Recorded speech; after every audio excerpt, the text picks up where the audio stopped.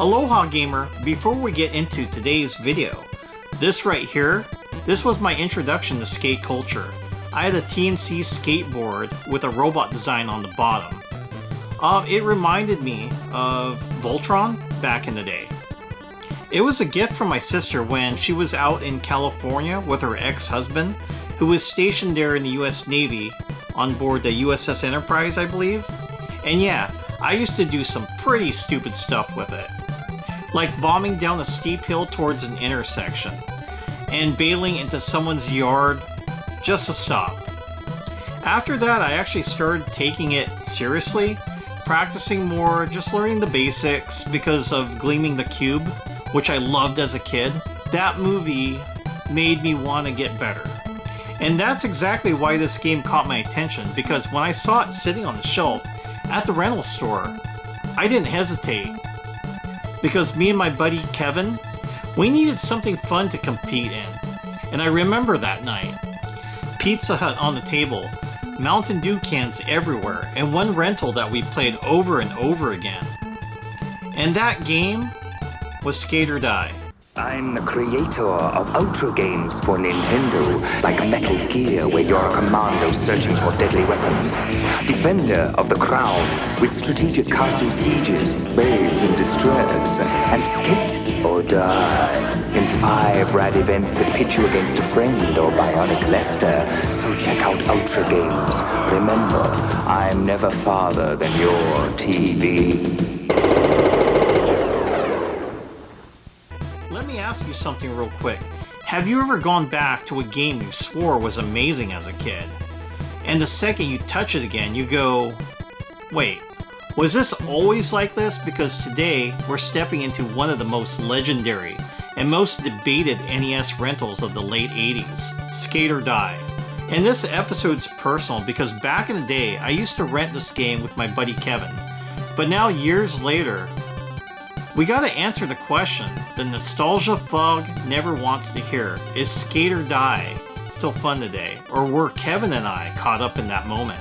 My name's Mike, a Hawaiian gamer and former US Navy Seabee veteran turned storyteller in the gaming wasteland, where we take a look back at retro games from the 80s, 90s, and 2000s. So grab your skateboard and let's hit the road to the gaming wasteland.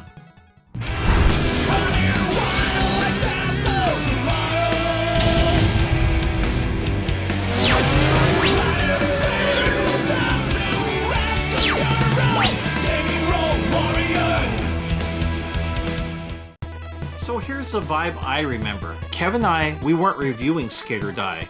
We were surviving it. We'd get that rental home, fire up the NES, and suddenly, we're in this weird skate shop hanging out with an 80s punk vibe, surfer slang, and a game that basically dares you to get good at it. And when you're a kid, that's all it takes. A game doesn't have to be polished. It just has to feel like a challenge you can brag about. So today, I'm not just judging Skate or Die as a game, I'm judging it as a memory. And when I really think about it, it wasn't just a game, it was everything around it. Walking into the rental store, seeing what was left on the shelf, hoping something good hadn't already been taken. And when you saw something like Skate or Die sitting there, it just had a different energy, the cover, the attitude, it stood out. And then you meet Rodney, which I never paid attention to as a kid. But going back to it now, he's got Simplify on him. So this guy's a Marine. And I gotta be honest, that's pretty awesome. Because I always loved hanging out with those guys back in my military days. But I gotta ask, did anyone else think this dude looked like Rodney Dangerfield? All I know is, I got a lot of balls. I mean, come on. Tell me he doesn't look like he's about to say, Well, that's the story of my life. No respect. and once you picked it, that was it. That was your game for the night. No switching it out, no backup plans. You were locked in. And honestly, that made it feel more important. Skate or Die didn't start out on the NES. It came out on the late 80s moment where skating was exploding in pop culture, and video games were racing to bottle a lifestyle. It's tied to Electronic Arts, before EA became the sports juggernaut we know today. But the NES version had its own identity, because when it hits Nintendo, we get Konami involved, published under Ultra Games. That label existed to get around Nintendo's licensing restrictions, so Konami could publish more games. So what you get is a mix. EA concept, Konami execution, Ultra branding, all wrapped into one. If you've never played it, here's the simplest description. Skate or Die on NES is a 5-event skateboarding competition wrapped in a mini world hub. You're not picking a mode from a clean menu, you're skating around, selecting areas, signing in, and choosing events like it's a weird underground tournament night. My buddy and I considered this our number 2 spot because it wasn't as punishing as we thought it would be. Granted, controlling your skater was a chore all by itself at first. The turning felt slower than molasses. But once we figured it out, it became a fun competition to see who could make it downhill the fastest. We laughed anytime the skater went flying, especially into the water. I usually stick with Goofy Foot because it felt easier to control. This was the one that still feels like a pure skill run. You're flying downhill, jumping ramps, ducking hazards, chasing time and points, and right away the game throws its most infamous mechanic at you. Regular foot or Goofy Foot. And it's not just cosmetic, it changes how everything feels. So if the D-pad ever felt like it was betraying you, it kind of is. If you master it, it becomes a tight score chase. If you don't, you're meeting the pavement every 10 seconds. And I remember those runs getting intense. Because once we started staying on the board longer, it turned into one of those just one more try situations. Kevin beats my time, and then I try to beat his, back and forth. And even when the controls fell off, we kept pushing through it, because the competition mattered more than the frustration. Now this is the event Kevin and I remember like a war story. This was our number 1 favorite event, because Jam is basically downhill racing, but with street brawling energy. You're punching and kicking other skaters, smashing obstacles, causing chaos, and honestly, this is where the game's personality shines the most. It's loud, messy, and ridiculous, and it's kind of awesome. I remember trying to knock Kevin's controller out of his hand because he figured out how to punch and kept using it against me. And once he realized what I was doing, he did it right back. So now we're both trying to knock each other's controllers out of our hands while trying not to spill our Mountain Dew. It was a freaking blast.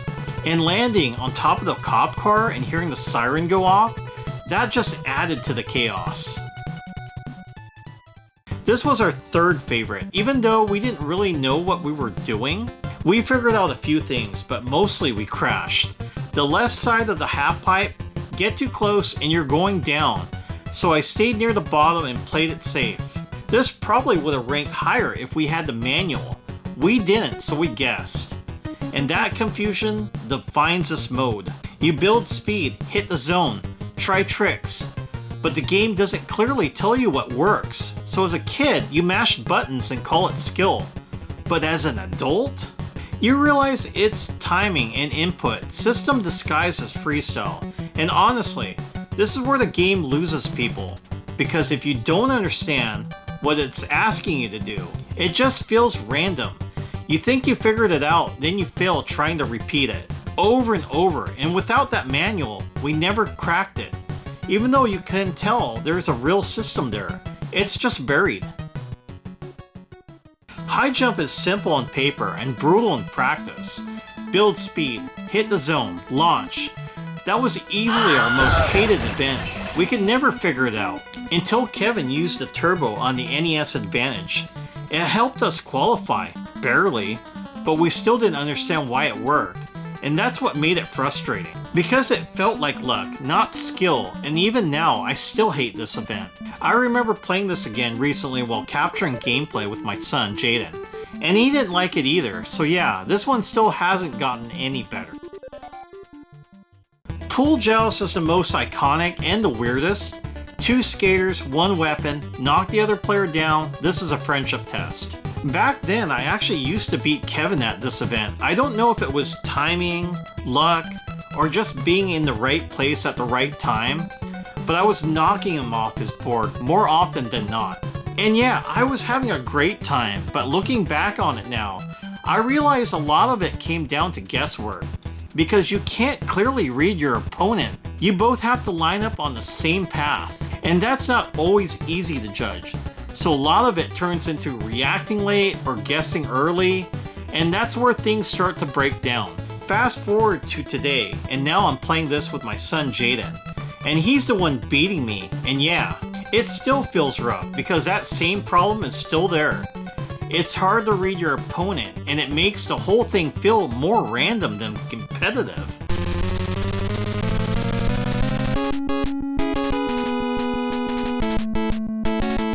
Skate or Die isn't a smooth game, but it is a memorable one, and sometimes that's exactly why we loved it. But if I'm being real with you today, this is probably a pass, unless you've got nostalgia for it, or you find it dirt cheap and think, alright, what the heck, I'll give it a shot. Because of the right price. Yeah, it's a fun piece of gaming history, but if you're expecting a polished experience, this isn't the one, because the right way to play this game isn't alone. It's playing it like we did, with someone next to you, laughing, competing, trying to outdo each other. That's where it works.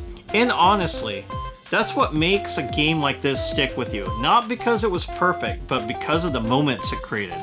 And I gotta ask you, did you have nights like this growing up? Maybe with a friend, a brother or a sister, a cousin, even your mom or dad, just sitting there competing, laughing, and doing whatever it took to beat each other. And if you played Skate or Die back in the day, did you have your own crazy or wild stories with it?